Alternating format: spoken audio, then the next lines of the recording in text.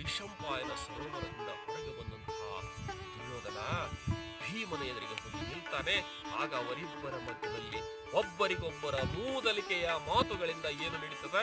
ಗದಾಯುದ್ಧ ಪ್ರಸಂಗ ನಡೀತದೆ. ದುರ್ಯೋಧನನು ಭೀಮನಿಗೆ ಮೂದಲಿಕೆಯ ಮಾತುಗಳನ್ನು ಆಡುತ್ತಾ ಹೊಡಿತಾನೆ. ಆಮೇಲೆ ಭೀಮನು ಸಹಿತ ದುರ್ಯೋಧನನಿಗೆ ಮೂದಲಿಕೆಯ ಮಾತುಗಳನ್ನು ಆಡುತ್ತಾ, ಇದು ಲಾಕ್ಷಾಗೇಹದ ಹಕ್ಕಿದು, ಇದು ವಿಷಮ ವಿಷಾನ್ನಕ್ಕಿದ, ಇದು ಜೂದಿಂಗಿದು ಅಂತೇಳಿ ಹೀಗೆ ಒಂದೊಂದ ಮೂದಲಿಕೆಯ ಮಾತುಗಳನ್ನು ಆಡ್ತಾ ಭೀಮನು ಏನ್ ಮಾಡ್ತಾರೆ? ದುರ್ಯೋಧನನಿಗೆ ಫಾಟ್ ಫಾಟ್ ಫಾಟ್ ಅಂತೇಳಿ ಒಂದು 4-6 ಏಟು ಹೊಡೆದಾಗ ದುರ್ಯೋಧನ ತೊಡೆ ಮುರಿದು ನೆಲಕ್ಕೆ ಬೀಳ್ತಾನೆ. ಕೂಲಗಿರಿ ಕೆಳೆ ಒಂದಲ್ಲಿ ನೋಡಿ ನನ್ನ ಹೇಳ್ತಾನೆ, ದೊಡ್ಡ ಬೆಟ್ಟ ಹಪ್ ಅಂತ ನೆಲಕ್ಕೆ ಉರುಳಿ ಹೆಂಗ ಬೀಳ್ತದ ಹಂಗ ಈ ದುರ್ಯೋಧನ ನೆಲಕ್ಕೆ ಬಿದ್ರು ಸಹಿತ ನೆಲವನ್ನ ಹಿಂಗ ಹಿಡಿತಾ ಇದ್ದಂತೆ. ಇದು ನಂದು ನಂದು ನಂದು